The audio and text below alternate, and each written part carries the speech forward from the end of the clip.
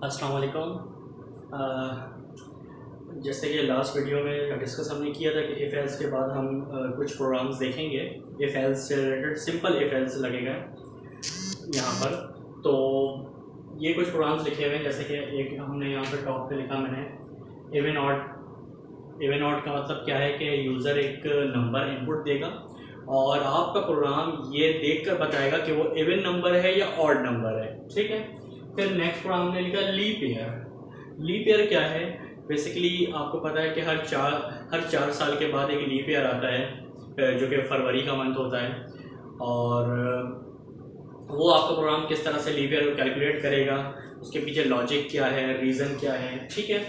फिर एक प्रोग्राम है less than and greater than. दो नंबर के दरमियान आपका प्रोग्राम ये देखेगा कि दो नंबर के दरमियान कौन सा नंबर बड़ा है और कौन सा नंबर छोटा है। Less than greater than with to number. Vowel और कॉन्सोनेंट आपने एक इस प्रोग्राम में क्या होगा, एक छोटा सा बैकग्राउंड आपको दे रहा हूँ कि आपने यूज़र एज अ यूज़र एक कैरेक्टर इनपुट दिया, अल्फ़ाबेट्स कैपिटल और स्मॉल, और आपका प्रोग्राम उस कैरेक्टर को देखकर ये बताए कि वो कैरेक्टर वॉवेल है या कॉन्सोनेंट है। और लास्ट में यहाँ पर लिखा, ये चंद एग्जांपल्स हैं, और भी बहुत सारे प्रोग्राम है, बट एग्जांपल के तौर पे हमने यहाँ पर कुछ प्रोग्राम्स लिखे हैं। अल्फ़ाबेट और नॉट, आपका प्रोग्राम ये देखकर बताए कि आपने जो कैरेक्टर इनपुट दिया है वो अल्फ़ाबेट है, यानी कैपिटल A to Z कोई एक कैरेक्टर दिया है या स्मॉल A to Z कोई कैरेक्टर दिया है। तो let's start with even and odd programme.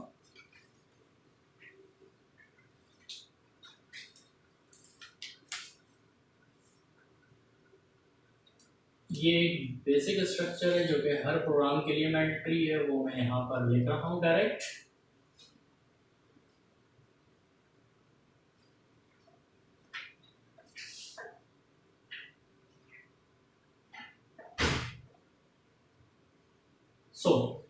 पहले तो थोड़ा सा हम इवन ऑड हम प्रोग्राम जब बनाते हैं, ये बहुत ही बेसिक और बहुत ही छोटी सी एग्जांपल है बेसिकली, ताकि आपकी जो प्रोग्रामिंग स्किल्स हैं वो थोड़ी सी बेहतर हो जाए।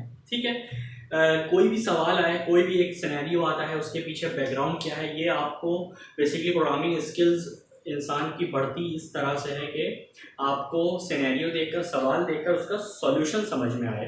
बेसिकली इवन ऑड का मतलब क्या है, इवन नंबर कौन कौन से होते हैं मैं यहाँ पे मेंशन कर रहा हूँ। इवन नंबर मेरे पास हैं 2, 4, 6, 8, 10 and so on. Odd number कौन कौन से हैं? 1, 3, 5, 7, 9 एंड सो ऑन। अच्छा, कोई भी एक आप चीज़ पे फोकस कर लिया, तो इवन नंबर पे तो ऑड नंबर पे, मैं इवन नंबर पे फोकस कर लेता हूँ।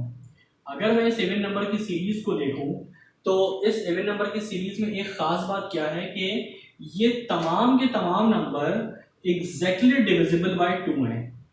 एग्जैक्टली डिविजिबल का मतलब क्या है कि अगर मैं इनमें से किसी भी नंबर को 2 से डिवाइड करता हूं तो उसका जो रिमाइंडर है वो 0 बचता है। ठीक है ना। यानी फॉर एग्जाम्पल एक नंबर कंसीडर कर लेते हैं 12। 12 को अगर मैं 2 से डिवाइड करता हूं तो क्या है, 2 6 जा 12, और यहां पे आपके पास कुछ भी नहीं बचा यानी 0। ठीक है। तो डेट इज द रिमाइंडर। तो हमारे बात क्या समझ में आई कि अगर कोई ऐसा नंबर जो कि 2 से डिवाइड कर हम करें, एक ऐसे नंबर को जिसका रिमाइंडर क्या आ जाए, 0 आ जाए, तो वो मेरे पास कौन से नंबर कहलाते हैं? इवन नंबर्स कहलाते हैं। तो ये मैंने एक बैकग्राउंड सोच लिया, बना लिया, ताकि मैं अपनी इस स्टेटमेंट को कंप्यूटर की लैंग्वेज में लिख सकूं। क्योंकि हमने फौरन सोच तो लिया कि भाई 2, 4, 6, 8, 10 जो होंगे वो इवन नंबर्स हैं, बट इस चीज को कंप्यूटर को कैसे समझाएं प्रोग्रामिंग लैंग्वेज के जरिए, तो हमें एक छोटी सी टेक्निक सोचनी पड़ती है, तरीकेकार है। वो क्या है, हमने ये सोचा कि भाई 2 से डिवाइड हो सकते हैं, ये नंबर 2 से डिवाइड तो हो सकते हैं, बट एक्चुअली फैक्ट क्या है, फैक्ट इज 2 से डिवाइड करने पर रिमाइंडर 0 बचता है हमेशा, ठीक है ना।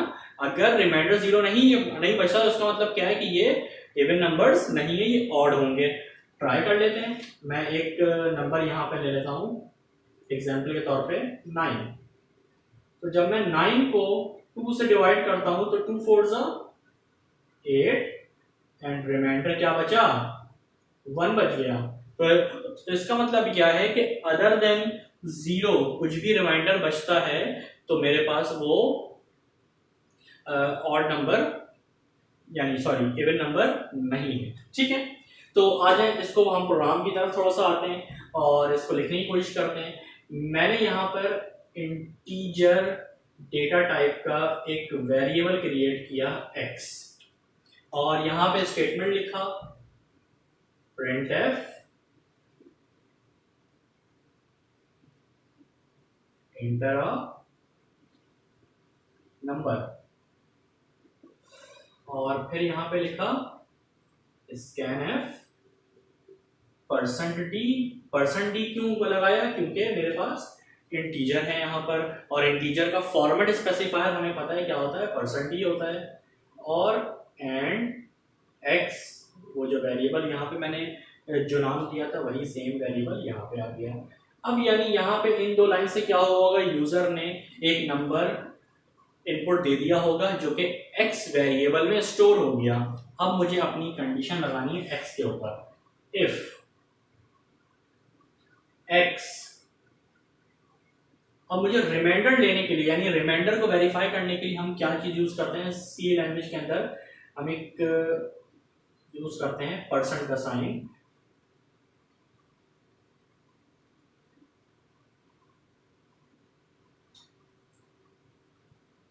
जी, तो मैंने यहाँ पे क्या लिखा कि x इज अ वेरिएबल जिसमें आपने इनपुट दिया था।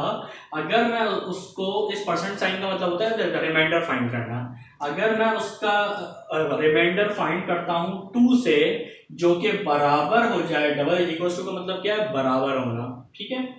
और सिंगल इक्वल टू का मतलब क्या है, it is a assignment operator, ये मैं लास्ट लेक्चर में भी डिस्कस कर चुके हैं हम। तो डबल इक्वल टू का मतलब है बराबर होना। अगर x की जो भी वैल्यू थी उसको 2 से डिवाइड करवाया जाए और उसका रिमाइंडर 0 बच जाता है तो मेरे पास ये क्या होगा, इसमें स्टेटमेंट में यहां पर लिखूंगा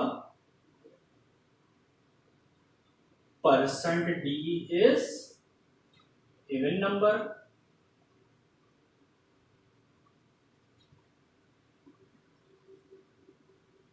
और क्योंकि यहाँ पे %d लगाया है तो उसका आर्गुमेंट मैं यहां पर दे दूंगा x, इसकी जो वैल्यू है वो x से आ जाएगी यहाँ पर।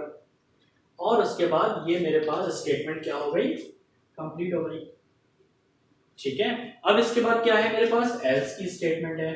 मैंने लिखा एल्स का ब्रैकेट ओपन किया, उसके बाद मैंने लिखा यहाँ पर printf %d is odd number और आर्गुमेंट दे दिया यहाँ पर x। और फिर उसके बाद नेक्स्ट यहां पर लिख रहा हूं ch एंड देन आपका मेन का ब्रैकेट जो ओपन हुआ था वो यहां पर मैंने क्या कर दिया, क्लोज कर दिया।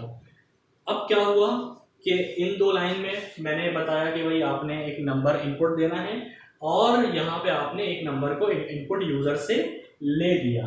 उसके बाद क्या किया आपने, जो x में इनपुट आया था उसको आपने वेरीफाई करवाया कि भाई उसको 2 से अगर रिमाइंडर दिया जाए, 2 से सॉरी डिवाइड करवाया जाए और उसका रिमाइंडर 0 बचे तो ये एक इवन नंबर है, अदरवाइज ये ऑड नंबर है।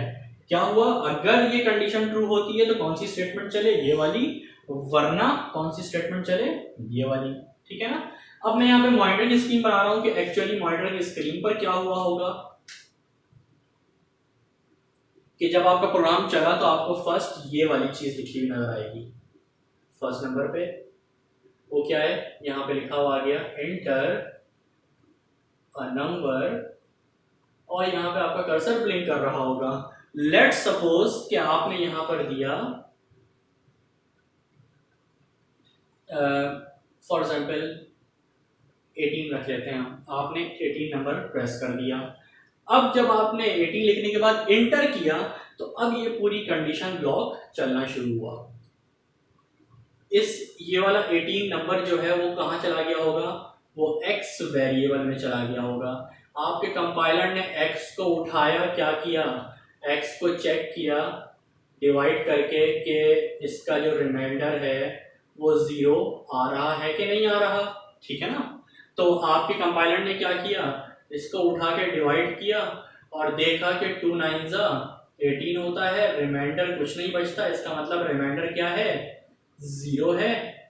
तो अब आपकी कौन सी स्टेटमेंट चलेगी, ये वाली स्टेटमेंट क्या हो गई, ट्रू हो गई, ठीक है। यहाँ पे द रिस्पॉन्स क्या गया होगा, फीडबैक 1 गया होगा, तो कौन सी स्टेटमेंट रन होगी, ये वाली स्टेटमेंट रन होगी। और यहाँ पे क्या चीज लिखा हुआ आ जाएगा, यहाँ पे लिखा हुआ आएगा %d यानी 18 is even number. Let suppose अगर आप यहां पर 18 की जगह 17 रखते तो क्या होता कि आपका प्रोग्राम इस 17 को 2 से डिवाइड करता, क्या होता है 2 8 16 है और मेरे पास यहाँ पे रिमाइंडर 1 बचता। तो जब आपका प्रोग्राम यहाँ पर आता और इसकी वैल्यू को देखता कि 17 जो है उसको 2 से डिवाइड करवाया जा रहा है और उसका रिमाइंडर क्या बच रहा है, 1 बच रहा है, तो ये और ये कंडीशन मैच नहीं हो रही। तो इसका मतलब क्या है कि अब ये वाला ब्लॉक नहीं चलेगा। कौन सा ब्लॉक चलेगा, एल्स का ब्लॉक चलेगा। और क्या लिखा हुआ था 17 लिखने पर, आपके पास लिखा हुआ था 17 इज ऑड नंबर, फिर ये चीज लिखी हुई नहीं आती। बात क्लियर है। तो ये बेसिकली एक छोटा सा कॉन्सेप्ट था आपके पास इवन और ऑड का। इसको और भी मल्टीपल तरीकों से किया जा सकता है कि आप यहां पर लिख दें कि मैं यहाँ पे इक्वल्स टू मिटा के, तरीका बहुत सारे हो सकते हैं। मैं यहाँ पर नॉट इक्वल्स टू 1 कर दूं, तो नॉट इक्वल्स टू 1 का भी मतलब क्या है कि ये इवन नंबर होगा। और अगर नॉट इक्वल यहाँ पर 0 आ जाएगा तो ये ऑटोमेटिकली ऑड नंबर पे चला जाएगा, ठीक है।